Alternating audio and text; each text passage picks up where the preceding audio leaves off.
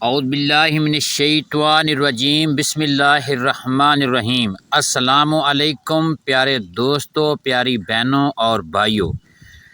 ندامت، توبہ اور استغفار۔ جس گناہ کے بعد ندامت نہ ہو، اندیشہ ہے کہ اسلام سے باہر نہ کر دے۔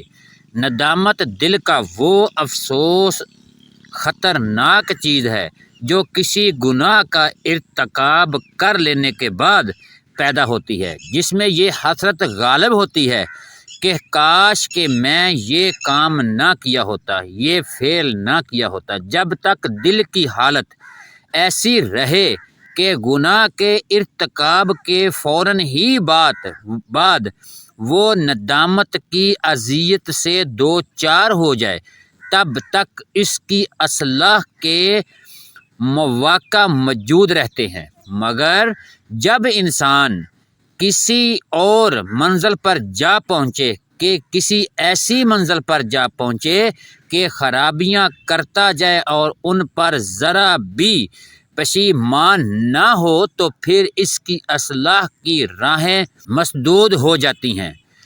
توبہ کا مطلب ہے کہ لوٹ آنا، واپس آ جانا۔ انسان جب گناہ کا ارتکاب کر کے پشیمان ہوتا ہے اور عہد کرتا ہے کہ آئندہ ایسے نہیں کروں گا، تو گویا وہ نیکی کی طرف لوٹ آتا ہے، اور جب وہ نیکی کی طرف لوٹ آتا ہے تو اللہ تعالیٰ بھی اپنی ناراضگی دور کر کے رحمت کے ساتھ اس کی طرف لوٹ آتا ہے۔ ان اللہ کان تواب الرحیم، بے شک اللہ بہت توبہ قبول کرنے والا، بڑا رحم فرمانے والا ہے۔ استغفار کا مطلب ہے اللہ تعالیٰ سے اپنے گناہوں کی بخشش مانگنا۔ جب ہم اعمال بد کا ارتکاب کرتے ہیں تو خدا تعالیٰ ہم سے ناراض ہو جاتا ہے اور ہم ان سزاؤں کے مستحق ہو جاتے ہیں جو ان بڑے اعمال کے لیے معین کر دی گئی ہے۔ استغفار کرنے کا مدعا یہ ہے کہ اللہ تعالیٰ کے حضور تصریح و زاری کی جائے کہ جو گناہ ہم کر چکے ہیں وہ اپنی رحمت سے کام لیتے ہوئے ہمیں ان کی سزا نہ دے اور انہیں نظر انداز کر کے ہم سے راضی ہو جائے۔ تزکیہ نفس کے لیے گناہوں پر نادم ہونا، توبہ اور استغفار کرتے رہنا لازمی امور ہے، اور ان کی مزید وضاحت کے لیے یہ دیکھنا مفید ہوگا کہ کلام الہی اور احادیث نبوی صلی اللہ علیہ وآلہ وسلم اور سلف صالحین کے اقوال و بیانات ان میں کے بارے میں کیا کچھ فرمائے ہیں۔ ندامت۔ حضرت عقبہ بن عامر رضی اللہ تعالی عنہ بیان کرتے ہیں کہ رسول اللہ صلی اللہ علیہ وآلہ وسلم کے حضور میں حاضر ہوا اور عرض کیا کہ نجات حاصل کرنے کا گر کیا ہے؟ آپ صلی اللہ علیہ وآلہ وسلم نے فرمایا کہ اپنی زبان پر قابو رکھ، اور چاہے کہ تیرے گھر میں تیرے لیے گنجائش ہو، اور اپنے گناہوں پر رویا کر، جن گناہوں کا ارتکاب کیا جا چکا ہو، اور ان پر رونا انسان کو اس بات کے لیے تیار کرتا ہے کہ وہ آئندہ ایسی حرکت نہ کرے جس کے باعث پھر رونا پڑ جائے۔ حضرت عبداللہ رضی اللہ تعالی عنہ نے فرمایا کہ مومن اپنے گناہوں کو ایسے دیکھتا ہے گویا وہ کسی پہاڑ کے نیچے ہے اور ڈرتا ہے کہ یہ پہاڑ اس پر آ گرے گا، اور بدکار اپنے گناہوں کو ایسے دیکھتا ہے گویا اس کی ناک پر مکھی بیٹھی ہو کہ یوں اشارہ کیا اور اڑا دیا۔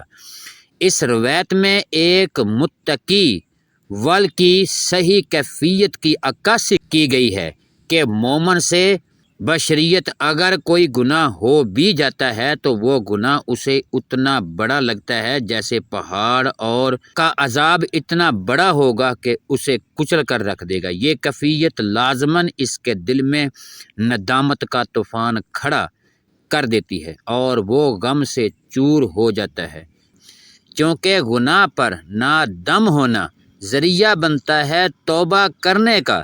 اس لیے خود ندامت کو بھی توبہ کی ایک قسم شمار کیا جاتا ہے۔ توبہ کی اس ساری فضیلت کے باوجود ہم دیکھتے ہیں کہ بہت کم لوگوں کو اس کی توفیق ہوتی ہے۔ اس کی کیا وجہ ہے؟ امام غزالی رحمۃ اللہ علیہ نے اس موضوع پر اظہار خیال کیا ہوا ہے، جس کا خلاصہ میں آپ کو بیان کروں گا۔ امام صاحب نے بہت سے لوگوں کے توبہ کی طرف توجہ نہ کرنے کی 5 وجوہات بتائی ہیں۔ نمبر 1، پہلی یہ کہ گناہ کی سزا عموماً فوراً دست بدست نہیں ملتی، جس کا نتیجہ یہ ہے کہ گناہ گار پھر گناہ کرتا چلا جاتا ہے کیونکہ سزا اسے دور نظر آتی ہے۔ اس کا علاج امام غزالی رحمۃ اللہ علیہ نے یہ بتایا کہ انسان کو سوچنا چاہیے کہ جو بات ایک نہ ایک دن ہو کر رہے گی وہ دور ہے ہی نہیں، وہ تو بالکل قریب ہے، کیا معلوم آج کا دن زندگی کا آخری دن ہی ہو۔ پھر یہ بھی سوچنا چاہیے کہ زندگی میں اس خوف کے مارے کہ آئندہ کسی دن افلاس نہ آلے، انسان روزی حاصل کرنے کے لیے کتنی تک ودو کرتا ہے، تو کیا آخرت کی پائیداری زندگی کے اسے اتنی بھی فکر نہیں ہے جتنی اس ختم ہو جانے والی پائیداری زندگی کی ہے۔ نمبر 2، توبہ نہ کرنے کا دوسرا سبب یہ ہے کہ غلط خواہشات کو پورا کرنے میں جو لذت ملتی ہے اس کو چھوڑنا منظور نہیں۔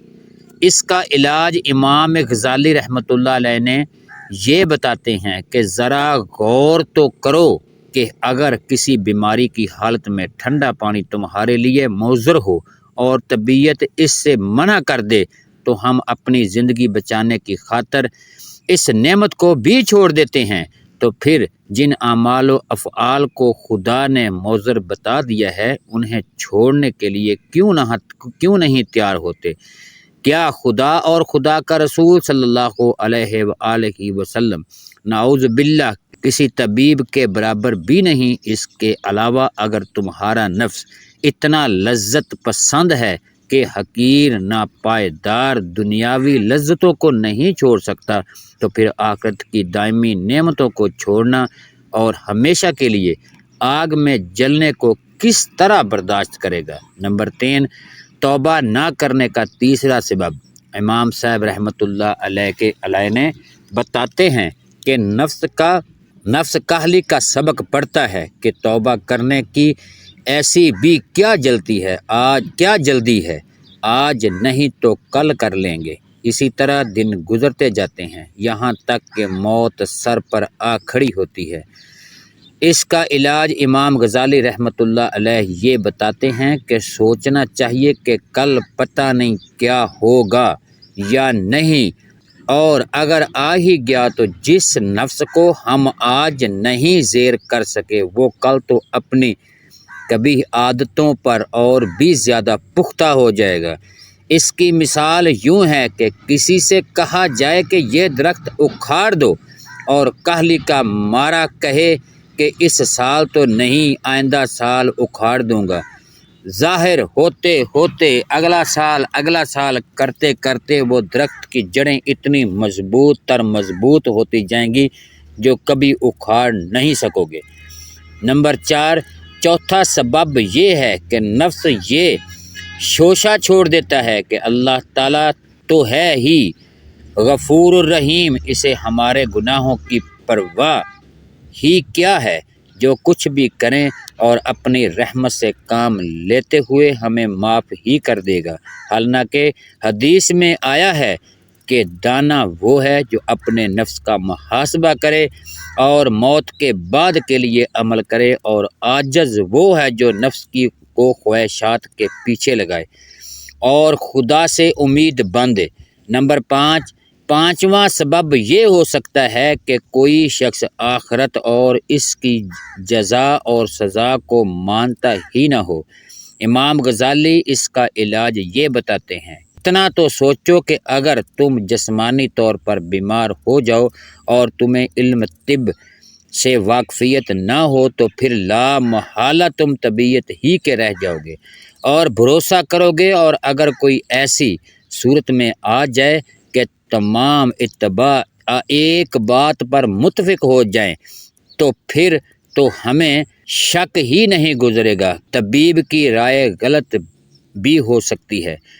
اب جس طرح حکیم ڈاکٹر ہیں جسمانی بیماریوں کے طبیب ہیں، اسی طرح پیغمبر روحانی بیماریوں کے طبیب ہیں، اور یہ سب طبیب متفق القول ہو کر کہتے ہیں کہ آخرت ضرور ہونے والی ہے اور اس چند روز زندگی کا بدلہ ضرور ملے گا، تو پھر آخرت کے حق ہونے میں شک کرنے کی گنجائش کہاں رہتی ہے؟ توبہ کے بارے میں چند اور امور ایسے ہیں جنہیں ہم آپ کی خدمت میں حاصل کرتے ہیں۔ نمبر 1،